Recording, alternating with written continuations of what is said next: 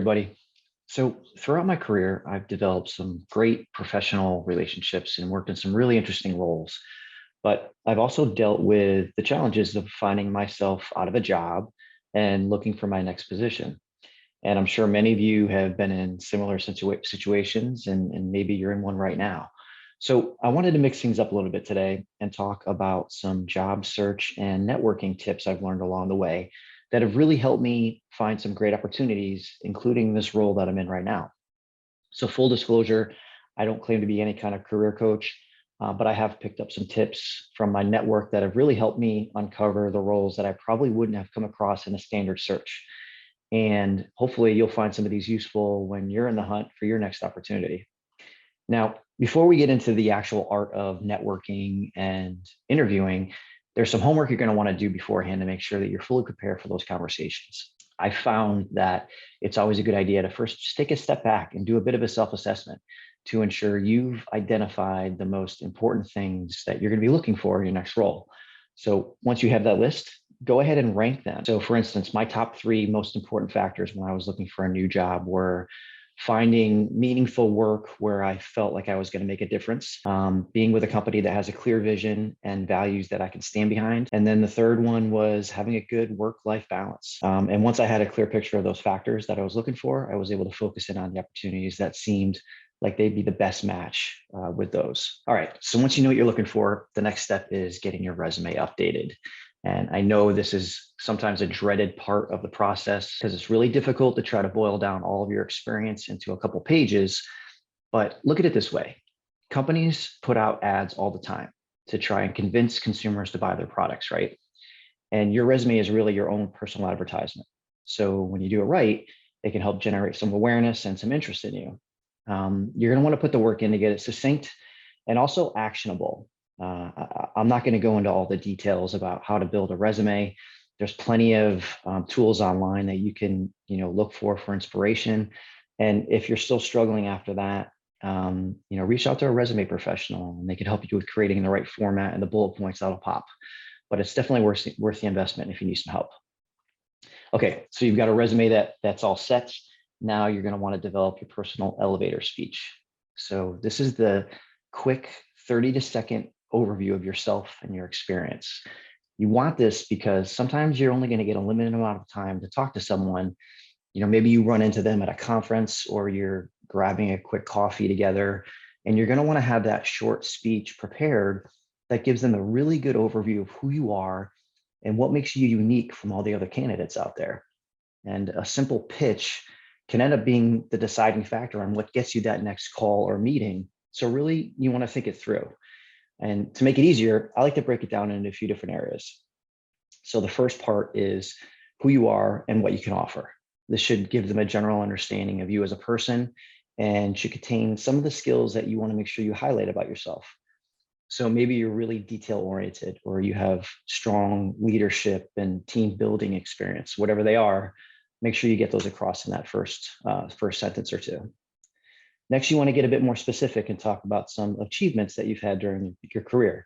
So if you're just starting out, you can talk about what you did in school or maybe some internships that you worked in, but you want to give some detailed examples of things that you worked on and the action and results that came out of it.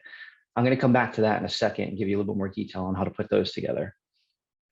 And then finally, for your elevator pitch, tell them what you're looking for. So this could be the industry or the type of position you're seeking. Just don't get too specific on actual titles because those can obviously differ from company to company. Piece all that together and you've got a nice little elevator pitch that's 30 or 60 seconds that you can use in your next conversation. So getting back to those achievements that we talked about, what you want to start doing is developing your stories. And you're probably thinking, okay, what are you talking about? Again, this goes back to your personal branding. You want to create a handful of achievement stories that you can use during your networking conversations to showcase your past experience and help whoever you're talking to visualize how you added value in the positions you've held. So in a way, it's taking those bullets on your resume and really bringing them to life through conversation. So the way you can do this is if you follow a simple acronym, it's CAR, C-A-R, stands for context, action, and result. So this is a framework that you can follow to give you your achievement story at the beginning, the middle, and the end. And it's going to also allow you to easily remember it when you have that next conversation and you want to talk about your achievements. So if we break it down, that CAR acronym, so the first part is the context. This really just sets the stage and gives some background on the task that you worked on. So maybe it was a project that you were asked to take on or a business challenge the company was grappling with. Lay that out in a paragraph as the beginning of your story. Next is going to be the action. So this is what you personally did to add value to that situation. So maybe you completed the project or you headed up a steering committee to come together and solve the problem, whatever it may be. That's your second paragraph. And then finally, the results. So what was the action that came out of all of this? That's your story ending. Once you have all this put together, it'll be a short story that you can use in networking discussions or in job interviews that really showcases an event where you created action and added significant value to your organization. So as an example, here's one of mine that I've used in the past. So we were using a brand tracker to understand consumer awareness and usage of our products. And the system we had in place was very expensive. It also produced some volatile trends, and it really lacked actionable results because of the really heavy delays in the reporting. So we knew we needed to complete a full vendor review and find a solution quickly. I took action by leading an extensive brand tracking vendor review across 4 different research suppliers.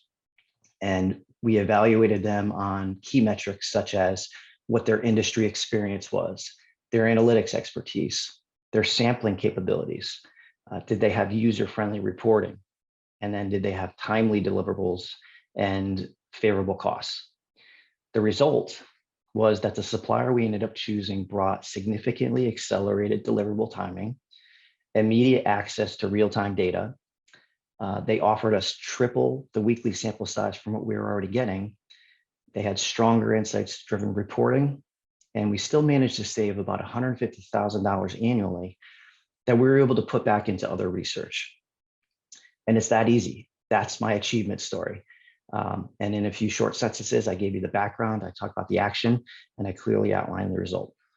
And what's cool about this is that once you've got a few of these written, and I would say try to come up with like 6 or 7 of them, you could start applying them to specific questions you may get during an interview.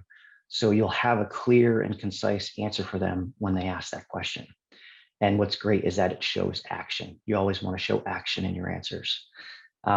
You could also use these in the experience section of your LinkedIn profile so that you aren't just cutting and pasting stuff directly from your resume. Okay, so now we're getting somewhere. You've got your resume done. You have an effective elevator speech, and you've created a collection of stories to explain your achievements. When we come back on the next podcast, I want to talk about ways to develop your job search strategic plan and also cover some networking tips that I've learned over the years. So stay tuned for that. But before I go, we can't forget about my latest life hack. And this one is a special career life hack. So in LinkedIn, you'll notice you have a skills and endorsements section in your profile. So you want to pay really close attention to the skills in there because it's important. According to LinkedIn, people who list out at least 5 of their skills on LinkedIn will get up to 17 times more profile views. And these can also help in moving you up the ranking in search results. So LinkedIn allows you to choose up to 50 skills. So once you pick all of those, you'll want to rearrange them in the order that best reflects who you are. So essentially showing how you want your brand conveyed. The nice thing is you could also pin the top 3 skills to make sure that you're highlighting the most important ones. And don't forget to ask your network to endorse you on those skills. When people are searching for candidates, LinkedIn's algorithm will show the endorsements that are most applicable to what the person is searching for. And since most hiring managers or recruiters are spending seconds and not minutes viewing your profile, this is a great way to make your most meaningful skills visible to them during searches. Okay, that's it for me. Best of luck on the job search preparation, and we will see you next time.